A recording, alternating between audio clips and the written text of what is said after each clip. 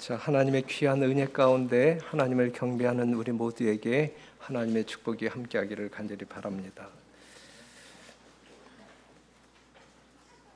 요즘 일기예보 많이 보시죠? 수시로 보시죠?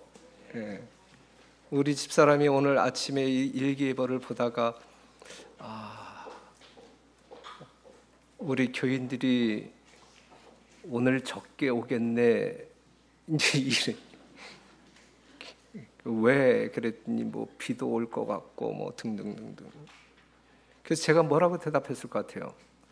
우리 집사람은 날씨가 이제 이러한 상황이기 때문에 교인들이 결석생들이 많을 것이다. 이제 이렇게 이야기했을 때에 거기에 대한 저의 대꾸는 어땠을 것 같아요? 에? 맞아, 그랬을까? 아니면 우리 공릉동 교인을 뭘로 보는 거야? 뚫고 헤치고 올 거야. 이제 이렇게 이야기했는데, 근데 결석자들이 좀 보이는 것 같아요.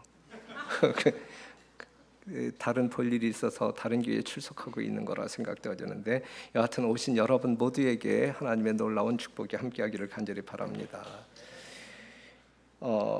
예수님은 우리 모두에게 믿음을 요구하십니다. 믿음을 달라고 요청하고 있습니다. 요한복음 14장 1절에 있는 말씀 보면 너희는 마음에 근심하지 말라. 하나님을 믿으니 또 나를 믿으라. 제발 믿으라. 예? 우리의 마음 가운데 하나님을 믿지 아니할 때, 창조주를 믿지 아니하고 구속주를 믿지 아니할 때에 근심이 찾아오게 되죠. 하나님을 믿고 예수님을 믿는 사람들의 마음 가운데는 근심이 사라질 것이다. 근심하는 우리들을 향하여 우리 주님께서는 믿음을 요구하십니다. 제발 믿어라. 내가 누구인지 제발 믿어달라. 이렇게 요청합니다. 마태복음 6장 25절에 그러므로 내가 너희에게 이르노니 목숨을 위하여 무엇을 먹을까 무엇을 마실까 몸을 위하여 무엇을 입을까 염려하지 말라 그랬어요.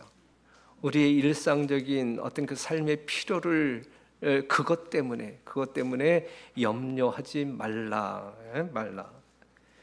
염려하지 말고 뭐 하라? 믿으라 요청하고 있는 것입니다. 하지만 많은 우리들은 믿지 않고 염려해요. 염려하지 말고 믿어야 되는데 믿지 않고 염려하는 것이 우리들의 어떤 연약성이 아닌가 생각되어집니다. 마태복음 6장 30절에 있는 말씀 보면 오늘 있다가 내일 아궁이에 던지어는 들풀도 그냥 하루살이 들풀도 하나님이 이렇게 입히시거든 하물며 너희 일까 보냐 믿음이 적은 자들아. 오늘 이 시대를 살아가고 있는 우리들에게 믿음이 없다라고 책망하고 계십니다. 16장 8절에 예수께서 아시고 가라사대 믿음이 적은 자들아 어찌 떡이 없음으로 서로 의논하느냐 그랬거든요. 믿음이 없는 자들아 믿음이 적은 자들아. 먹고 마시고 입는 문제로 염려하는 그들에게 믿음이 적은 자들아 라고 말씀하십니다. 상당히 안타까워 하시는 것이죠. 그러면서 오늘 우리들에게 요구하는 것은 제발 믿어달라, 믿어라, 믿음을 요구하십니다. 마태복음 14장 31절에 예수께서 즉시 손을 내밀어 저를 붙잡으시며 가라사대 믿음이 적은 자여 왜 의심하였느냐 그랬어요. 잘 아는 예수님이 갈릴리 호수를 걸으실 때에 베드로가 요청했고 요청을 허락했을 때 베드로가 걷다가 의심함으로 말미암아 물에 빠졌단 말이죠. 우리가 하나님을 신뢰하지 않냐고 의심하는 순간 우리는 바다에 빠진다. 결국은 죽게 된다 이거죠. 영적으로 죽게 된다. 의심하지 말라. 믿으라. 누가복음 9장 41절에 있는 말씀 보면 예수께서 대답하여 가라사대 믿음이 없고 패역한 세대여 내가 얼마나 너희와 함께 있으며 너희를 참으리요. 이게 우리 하나님께서는 여러분들이 믿음을 소유하기에 넉넉한 정보 다 주셨고 있을 만큼 계셔 주셨고 정말 여러분들이 믿음으로 말미암아 하나님과 동행할 수 있는 충분한 것들을 허락하셨음에도 불구하고 믿지 않는 저희들을 향하여 믿음이 없고 패역한 세대여 내가 언제까지 더 참을 수 있겠느냐라고 말씀하고 있습니다. 그러면서 누가복음 18장 8절 내가 너희에게 이르노니 속히 그 원한을 풀어 주시리라 그랬어요. 여러분들의 어떠한 기도에 속히 응답하시겠다라고 주님께서 말씀하고 있는 거예요. 에? 그런데 인자가 올 때에 세상에서 믿음을 보겠느냐? 하나님께 구하기만 하면 하나님께서 다 이루어 주실 것임에도 불구하고 믿음이 없다. 믿음이 없음으로 말미암아 그러한 하나님의 능력이 활용이 안 되고 있다.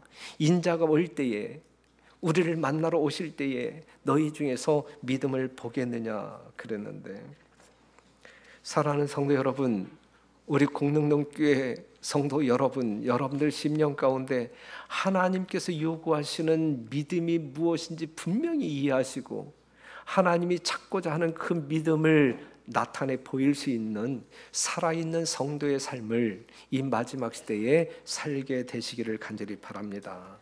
히브리서 11장 6절 보게 되면 이 믿음이 없이는 기쁘시게 못하나니 하나님께 나아가는 자는 반드시 그가 계신 것과 또한 그가 자기를 찾는 자들에게 상 주시는 이심을 믿어야 할지니라 그랬어요.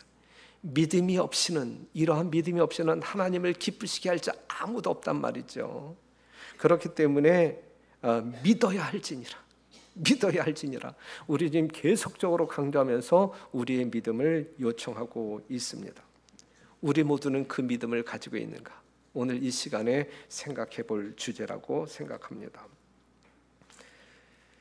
그런데 오늘 여러분들이 교독했던 누가복음 7장 1절에서 10절에 있는 말씀을 보게 되면 우리 주님께서 한 이방인의 믿음을 보시고 크게 감동을 받는 그러한 사건이 기록되어 있어요. 저는 이 말씀을 통하여 여러분들과 함께 묵상하면서 이 어떤 백부장이 이 예수님을 감동시키셨던 그 믿음을 우리 모두가 소유하기를 간절히 바라는 마음으로 여러분들이 듣고 들었던 본문의 말씀이지만 또다시 읊어드리는 거야. 그래서 어떤 백부장의 믿음이 오늘 우리 모두의 믿음이 되어 하나님을 감동시키는 그러한 성도들 되자, 이러한 호소의 말씀을 드리고자 합니다. 자, 누가복음 7장 1절에서 10절에 있는 말씀 우리가 교독했습니다. 이 본문의 말씀은 어떤 백부장의 이야기예요. 어떤 백부장, 이름이 있어요, 없어요? 이름 분명히 있었겠죠. 하지만 성경 가운데 그의 이름이 표현되지 않습니다. 이름도 모르는 백부장. 그런데 우리가 분명히 알 수 있는 것은 그는 유대인이 아닌 로마 사람이었다. 그리고 그의 직업은 군인 장교였다. 이 정도 알 수 있어요.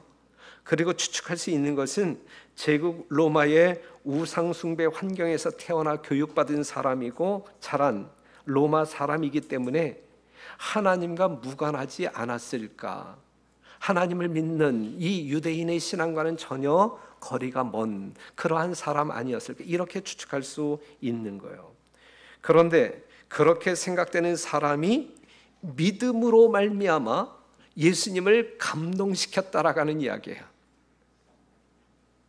믿음으로 감동시켜야 할 유대인이어야 되는데 그 유대인이 아닌 로마, 정말 이 하나님을 배우는 교육이 전혀 없었던 로마 사람임에도 불구하고 우리 주님의 심령을 크게 울렸던, 움직이게 했던, 감동시켰던 그 백부장, 그 믿음을 이야기하고 있는 것입니다. 9절에 있는 말씀 보면 예수께서 들으시고 저를 기이 여겨 돌이키사 쫓는 무리에게 이르시되 내가 너희에게 이르노니 이스라엘 중에서도, 하나님을 믿는다고 공언하는 이스라엘 중에서도 이만한 믿음을 내가 만나보지 못했다. 얼마나 감격하여 주님께서 말씀하고 있는 거예요. 백부장의 믿음이, 백부장의 무엇이 우리 예수님을 감동시켰는지 우리가 포인트를 잡고 우리 또한 예수님을 이렇게 감격시키는 진정한 신앙인들로 거듭나는, 또한 살아가는 여러분과 제가 되기를 간절히 바랍니다. 자, 그런데 이제 이 백부장을 우리가 이제 정리한다고 할 때에 첫 번째 저는 이렇게 정리할 수 있을 것 같아요. 사람을 사랑할 줄 아는 사람이다. 이 백부장은 이름도 모르는 백부장이지만 이 백부장은 사람을 사랑할 줄 아는 백부장. 이제 이 사건의 발단이 어떻게 전개되냐면 그의 종이, 그가 부리고 있는 하인이 죽을 병에 걸렸어. 죽을 병에 걸림으로 말미암아 이 스토리가 전개되잖아요. 그의 아내가 죽을 병에 걸린 것도 아니고 그의 사랑하는 자식이 죽을 병에 걸린 것도 아니고 그의 누가? 종이, 하인이 병들었어요. 주인들이 종들을 어떻게 취급하는지 우리는 세계사를 어느 정도 아는 사람들이라고 하면, 특별히 이 로마 시대에 이 로마 사람들에게 종은 주인과 어떠한 관계인지 우리가 잘 알잖아요. 사람 취급 안 해요? 물건 취급하지요. 그렇죠. 사람으로 보지 않는단 말이에요. 그런데 이제 보면 어떤 백부장의 사랑하는 종이 병들어 죽게 되었더니 예수의 소문을 듣고 유대인의 장로 며칠 보내어 오셔서 그 종을 구원하시기를 청한지라 그랬어요. 이 말씀을 본다고 하게 되면 이 백부장은 분명 누구를 사랑할 줄 아는 사람이에요? 사람을 사랑할 줄 아는 사람, 자기가 부르는 종이라 할지라도 사랑하는 자임을 우리는 확인할 수 있어요. 이러한 사랑을 여러분들은 가지고 있느냐 이것이죠. 이러한 사랑이야말로 정말 아가페적인 사랑이 아닐까, 하나님의 사랑이 아닐까 싶습니다. 그의 사랑은 그 종을 죽도록 버려두지 않아요. 우리 하나님의 사랑은 이 세상의 악인들이 그 죄악 가운데 죽는 것을 결코 원치 않아요. 이 백부장이 가졌던 그러한 사랑의 마음을 가지고 있는 것입니다. 살려야 되겠다라고 하는 열망을 가지고 방법을 찾고 찾았어요. 방법을 찾고 그는 종들에게 교만하지 않았던 것 같아요. 그렇죠? 무례하지도 않았고, 그 다음에 사랑, 그가 가지고 있는 사랑은 사람을 살리고자 하는 사랑이었습니다. 사마리아 사람이 강도 만난 자를 살린 그러한 사랑을 소유했듯이 말이죠. 오늘 여러분들의 심령 가운데 이러한 사랑의 마음이 있으면 얼마나 좋을까? 분명히 있죠. 여러분들 심령 가운데 이러한 사랑이 존재하고 있음을 인하여 하나님께 영광을 돌립니다. 그런데 이 백부장이 죽을 병에 걸린 자기 종을 살리기 위하여 방법을 찾았을 때 할 수 있는 방법 다 동원하겠다는 이야기잖아요. 그렇죠? 바로 그때에 예수님에 대한 소문을 듣습니다. 예수님에 대한 소문을 들어요. 3절에 있는 말씀을 보게 되면 예수의 소문을 듣고 그랬어요. 예수의 소문을 듣고 그의 심령 가운데 큰 희망이 솟았다라고 하는 사실이죠. 이제 내가 사랑하는 내 하인을 고칠 수 있겠다라고 하는 확신이 들었단 말이죠. 사랑하는 성도 여러분, 소문이 중요해요. 만약에 이러한 소문을 듣지 못했다고 하게 되면 이 백부장이 해결 방법을 찾았을까요? 찾지 못했겠죠. 그렇죠? 예수에 대한 소문 너무너무 중요해요. 소문이 나야 합니다. 소문이 나야 돼요. 제일 콩집 소문난 집이에요? 맛집이에요? 봉평 막국수 우리가 잘 가는 거기도 맛집. 명희 칼국수 도깨비 시장 안에 있는, 가봤어요? 소문난 집이에요. 소문난 집이에요. 그런데 공릉동 안식일교회 소문났어요? 어떻게 소문났어요? 그냥 그렇게 말하고 싶지. 어떻게 소문났는데? 늘 싸우는 교회 아니면 늘 화평한 교회? 신나는 교회? 여하튼 최소한 제일 콩집 이상의 좋은 소문이 났으면 좋겠어요. 거기 가게 되면 늘 대기표를 뽑아서 기다렸다가 한참 뒤에 밥을 먹는데 여기도 앉을 자리가 없어갖고 늘 안식일마다 이 자리 다툼으로 말미암아 이제 어떤 그 소용돌이가 일어났으면 좋겠다 싶거든요. 여하튼 이 백부장이 이제 예수님의 소문을 듣고 이제 예수님에게 도움을 요청합니다. 그러면서 이제 이 백부장에 대하여 더 다른 정보가 있다고 하게 되면 참 좋은 일을 하는 사람이구나 이러한 사실을 알 수 있는데 4절에 있는 말씀 보면 이에 저희가 이제 이 백부장의 부탁을 받은 사람들이 이제 예수님에게 가서 이제 도움을 요청하잖아요. 이에 저희가 예수께 나와 간절히 구하여 가로되 이 일을 하시는 것이 이 사람에게는 합당하니이다. 저가 우리 민족을 사랑하고 또한 우리를 위하여 회당을 지었나이다. 이렇게 좋은 일을 많이 하는 사람이란 말이죠. 좋은 일을 많이 하는 사람. 유대 장로들이 이 백부장을 예수님께 적극 강추하는 거예요. 이런 사람들은 도와주어야 합니다. 이 사람의 요청을 우리가 들어주어야 합니다. 도와주기에 합당한 사람입니다. 그러면서 회당도 참 좋은 사람이다. 좋은 사람. 그래서 이제 예수님이 그 백부장의 집을 향하여 가잖아요. 백부장의 집을 향하여 가십니다. 뭐 하기 위하여? 그의 요청을 들어주기 위하여. 그런데 이 소식을 들어요. 예수님 거의 그의 집 가까이에 이르렀을 때에 그 사실을 알게 된 백부장이 황급하게 사람을 예수님께 보내지요. 환영의 어떤 그 사람을 보낸 거요? 아니죠. 6절에 있는 말씀을 보게 되면 예수께서 함께 가실새 이에 그 집이 멀지 아니하여 백부장이 벗들을 보내어 가로되 주여 수고하지 마옵소서 내 집에 들어오심을 나는 감당치 못하겠나이다. 그러므로 내가 주께 나아가기도 감당치 못할 줄을 알았나이다. 말씀만 하사 내 하인을 낫게 하소서 그랬어요. 사랑하는 성도 여러분, 예수님이 요청한 대로 이 백부장이 요청한 대로 그 하인을 고치기 위하여 병든 자를 고쳐주기 위하여 가고 있는데 오지 말라고 하는 거예요. 오지 말라고. 우리 집에 오지 말라고. 그 집이 더러워서 오지 말라고 하는 것도 아니겠죠. 그렇죠. 오지 말라고 하는 거예요.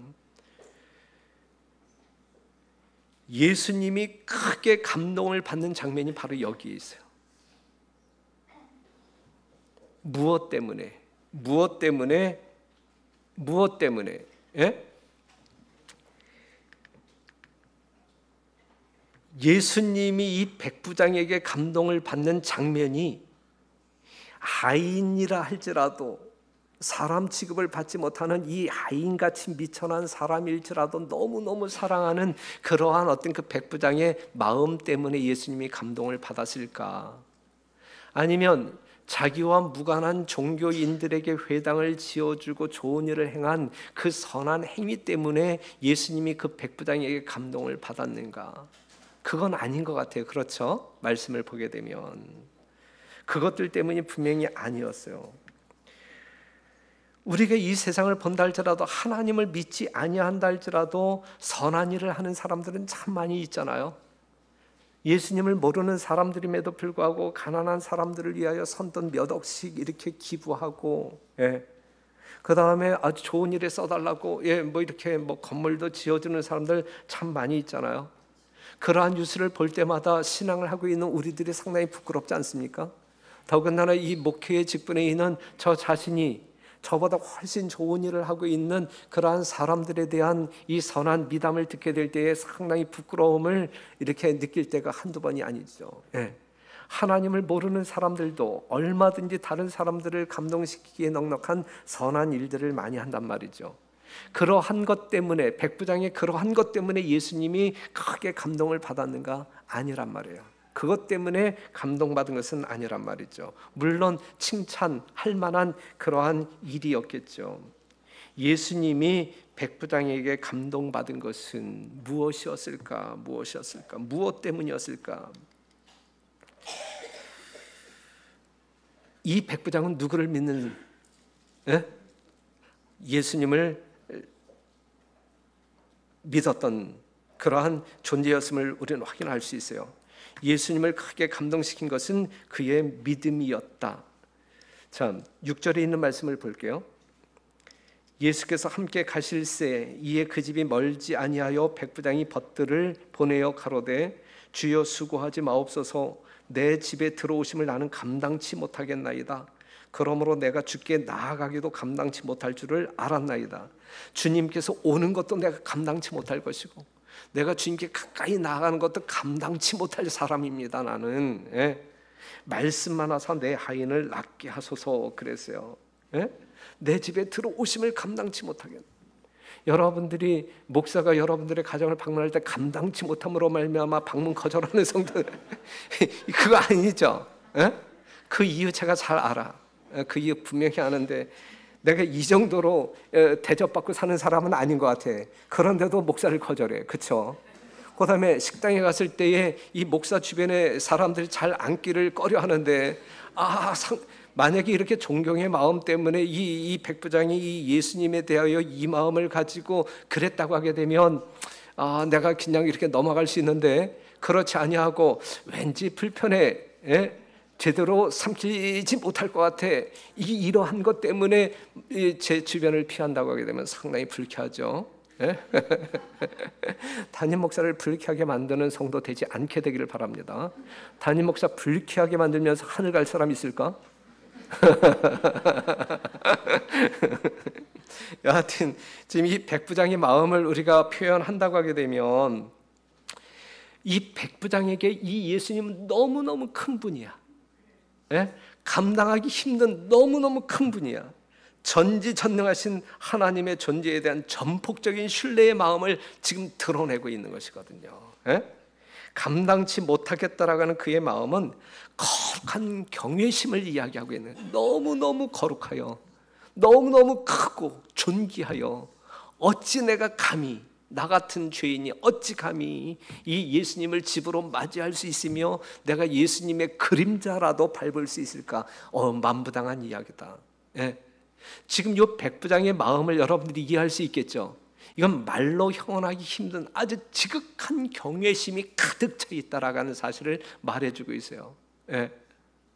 이러한 경외심을 가지고 우리가 하나님을 예배하자 이거예요. 매 안식일마다 하나님을 예배할 때 우리의 경배 대상인 그 하나님을 여러분들이 생각할 때 이 백부장이 지금 생각하고 있는 이 거룩하고 지극히 높은 경외심을 가지고 하나님을 경배하자라고 제안 드리는 것입니다. 이게 진짜 신령과 진정으로 예배하는 사람들의 태도이지요.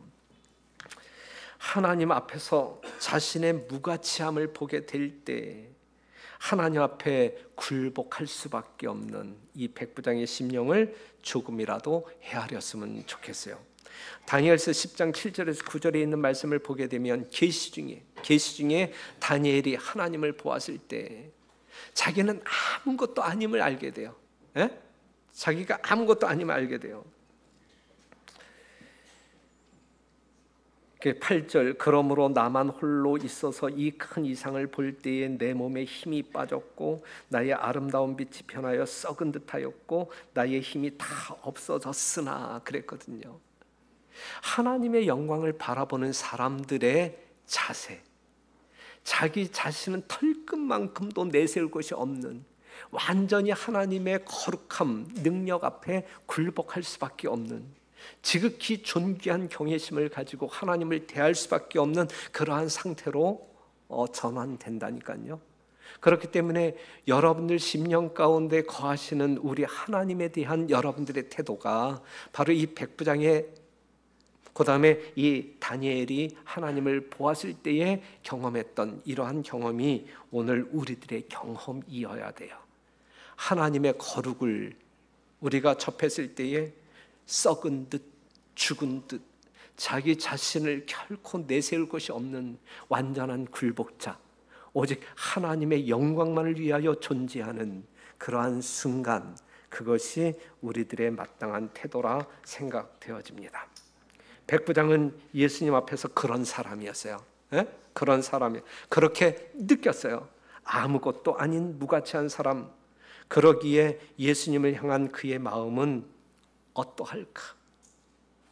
무한한 경외심, 무한한 경외심. 그런 그의 믿음은 그 제자들의 믿음과 비교가 될 수밖에 없었다 이것이죠. 왜냐하면 이 제자들은 예수님의 뒤를 3년 반 동안 쫓아다녔던 제자들이라 할지라도 그들은 저마다 자신들이 가치가 있는 존재라고 하는 사실을 늘 자랑하면서 사는 사람들이었잖아요. 나는 가치 있는 사람이야. 너보다 내가 더 가치가 많은 사람이야. 그렇기 때문에 늘 자리 다툼이 있었고, 그 다음에 어떤 그 일을 할 때도 야 네가 먼저, 너 같은 사람이 해야지, 뭐 이제 이런 식으로 진행되지 않았어요. 그들 사이에 늘 다툼이 있었단 말이죠. 그러한 제자들의 어떤 그 예수님을 이렇게 신뢰하는 마음과 이 백부장의 이러한 믿음을 보았을 때에 예수님께서는 얼마나 큰 차이를 느끼시고 감동이 달랐겠느냐, 이것이죠. 오늘 우리들은 예수님께 어떠한 모양으로 비춰질까? 우리는 어떠한 모습이기에 예수님을 염려케 하는 존재일까? 우리는 어떠한 사람이기에 예수님을 감동시킬 수 있는 사람일까? 여하튼 오늘 이 시간, 이 하나님을 경배하는 이 시간만이라도 우리 자신의 연약함을 깊이 체감하고 오직 존귀하신 하나님께 여러분들의 마음을 드리는 진정한 예배자들이 되기를 간절히 바랍니다. 또한 7절에 있는 말씀을 보게 되면 이 예수님의 마음을 감동시킨 그 또 다른 이유가 있다고 하게 되면 이 말씀에 대한 그의 믿음을 이야기하고 있어요. 그러므로 내가 주께 나아가기도 감당치 못할 줄을 알았나이다. 말씀만 하사 내 하인을 낫게 하소서. 그러면서 이제 8절에 자기의 경험을 이야기하고 있잖아요. 말씀만 하옵소서. 말씀만 하옵소서. 그는 하나님의 말씀의 위력을 아는 자예요. 여러분들은 오늘 교과 시간에서도 하나님의 말씀을 공부했고 지금도 하나님의 말씀을 듣는 시간인데, 그렇죠? 말씀의 위력을 여러분들이 알고 사는 사람들이에요.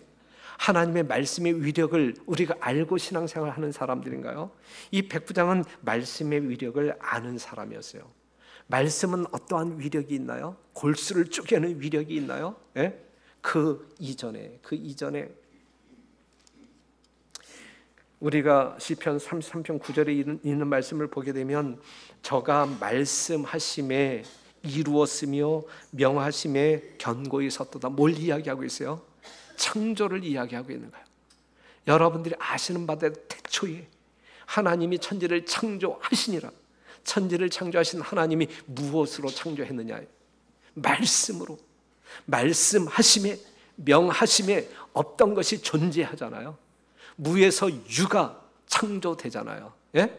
없던 것도 말씀하심에 그것이 그냥 어떤 그 현실 속에 존재하잖아요. 이게 말씀의 위력이거든요. 예? 이 백부장은 그 말씀의 능력을 믿었단 말이에요.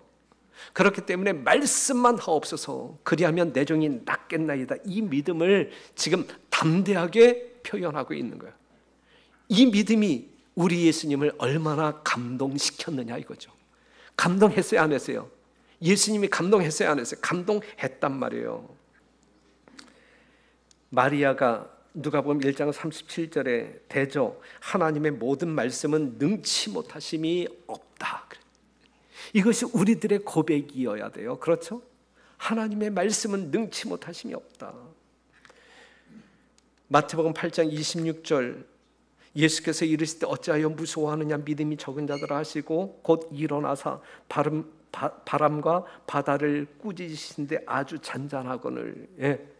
바람도 바다도 우리 하나님께서 말씀하실 때에 그냥 명령에 순종하여 잔잔해지잖아요.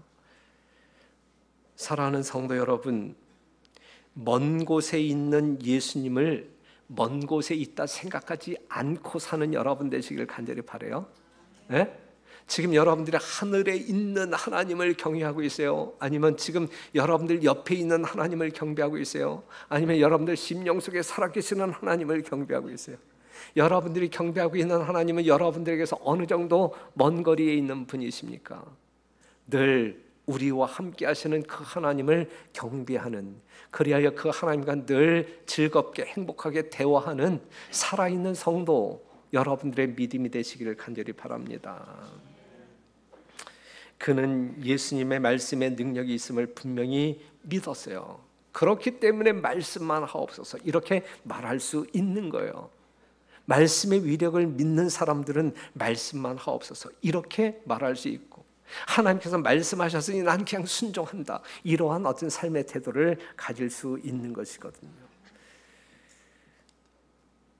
그래서 예수님은 이렇게 이야기합니다. 이스라엘 중에서도, 이스라엘 중에서도 하나님을 믿는다라고 공언하는 이스라엘 백성 중에서도 이만한 믿음을 보지 못하였노라 그랬어요. 예수님이 지금 기뻐하고 있는 거예요? 기뻐함과 동시에 창피한 마음이 있는 거예요? 자기 백성들의 믿음 상태를 보게 될 때 창피한 마음이 있는 거예요. 마땅히 이스라엘 백성들 중에서 이러한 믿음 이상의 믿음을 보았어야 되는데 보지 못한 것이거든요. 얼마나 마음 가운데 슬픈 마음이 있겠어요. 그렇죠? 대신에 그 이방인의 믿음을 통하여 그는 그나마 기뻐하는 마음을 간직할 수 있었던 것입니다. 사랑하는 성도 여러분, 이스라엘 중에서도 이만한 믿음을 보지 못하였다, 이러한 이야기가 예수님의 입술을 통하여 결코 발현되지 아니하도록 여러분들의 믿음이 이방인들의 믿음보다 훨씬 탁월한 믿음을 소유하게 되시기를 간절히 바랍니다. 공릉농교에서도 이만한 믿음을 보지 못하였다, 이거는 안 될 소리예요. 그렇죠? 이 소리는 안 될 소리야. 그렇죠? 마태복음 12장 38절에 그때의 서기관과 바리새인 중 몇 사람이 말하되 선생님이여 우리에게 표적 보여주기를 원하나이다. 자, 이 말씀을 왜 여러분들에게 제시하고 있는 것이냐면 당시 이스라엘 백성들의 믿음 상태가 이랬단 말이죠. 자, 이 어떤 백부장의, 이 로마 백부장의 믿음, 말씀만 하옵소서 그리하면 내 하인이 낫겠나이다, 이러한 믿음을 가지고 있는 반면에 이스라엘 백성들은 표적을 보여주세요, 그러면 믿을게요 라고 이야기하고 있는 거예요. 얼마나 대비되는 신앙이에요. 하나님의 능력을 보여주세요, 그러면 내가 잘할게요. 나의 이 질병을 고쳐주세요, 그럼 내가 열심히 교회 나간다니까요. 이러한 믿음이 아니란 말이죠.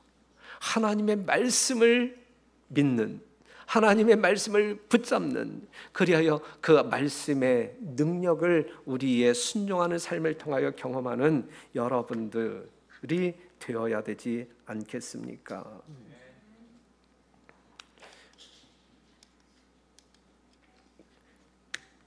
그래서 그의 믿음대로 이미 강건하여졌더라. 예수님께서 명하심에 이미 자기 하인이 강건해진 놀라운 경험을 경험하게 됩니다. 자, 다시 한번 히브리서 11장 6절에 있는 말씀 보면 우리 하나님께서는 여러분 모두에게 믿음을 요구하셔요. 믿음이 없이는 우리 하나님을 기쁘시게 할 수 있는 사람은 아무도 없어요. 그냥 하나님의 분명한 정체성, 창조주, 구속주이심을 분명히 믿고 그분께서 하나님의 거룩한 은혜로 말미암아 우리에게 상 주시는 이심을 믿을 때에 우리는 하나님을 기쁘시게 하는 생애를 살 수 있다라는 사실이죠. 오직 의인은 이 믿음으로 말미암아 살리라 그랬어요. 이 믿음을 가지고 생애하는 여러분들이 되시길 간절히 바랍니다. 이 믿음이 여러분들 심령 가운데 소유되어질 때에 여러분들의 근심은 사라질 수 있는 것이고 우리는 패역한 성도들이 되지 아니할 수 있는 것이거든요. 믿음을 갖게 되시기를 바랍니다. 누구의 믿음? 로마서 4장 18절에서 22절에 있는 말씀을 보게 되면 이 아브라함의 믿음이 표현되잖아요. 바랄 수 없는 중에 바라고 믿었으니 인간적인 안목으로 볼 때는 불가능. 그렇죠? 이건 죽었다 깨어나도 어떠한 사람이라 할지라도 이건 이루어질 수 없는 그러한 문제 앞에서도 그는 바라고 믿었더니 그에게 이삭이 출생되었단 말이죠. 그렇죠? 100세 노인에게 말이죠. 이건 인간적으로 과학적으로 이해할 수 없는, 설명할 수 없는 그러한 상황이지만 믿음으로 말미암아 뭐예요? 현실로 경험되어진 사실 아니겠습니까? 우리 공동령교회 모든 성도들의 이 영적인 삶에 있어서 예수님의 재림을 간절히 사모하는, 준비하는 여러분들의 삶 가운데 진짜 인자가 올 때의 믿음을 보겠느냐 그랬는데, 우리 모든 성도들의 심령 가운데 예수님께서 보고 싶어하는 그 믿음을 소유한 백성들임을 증거하는 여러분과 제가 되기를 간절히 바랍니다. 믿음에 대해서 이렇게 설명드리고 마칠게요. 믿음은 하나님의 선물이에요. 하나님의 선물. 하나님의 선물이지만 믿음을 행사하는 능력은 우리의 것이다 그랬어요. 믿음은 영혼이 하나님께서 제공하시는 은혜와 자비를 붙잡는 손이다 그랬어요. 사랑하는 성도 여러분, 믿음은 하나님께서 여러분들에게 주시는 은사. 그런데 그 믿음을 행사하는 것은 우리들의 몫이다. 행사되어질 때에 우리는 하나님의 자비와 능력을 체험할 수 있다, 이 말씀이에요. 다시 한번, 믿음을 행사하는 것보다 더 빨리 그 믿음을 북돋아 주는 것은 없다 그랬어요. 여러분들이 믿음 이야기하면서 행사하지 아니할 때 그 믿음은 자라지 않아요. 예? 여러분들을 더 큰 광명으로 이끌지 못해요. 행사하는 믿음만이 살아있는 믿음이고, 우리가 믿음을 행사하게 될 때 우리는 더 큰 믿음으로 나아갈 수 있는 거예요.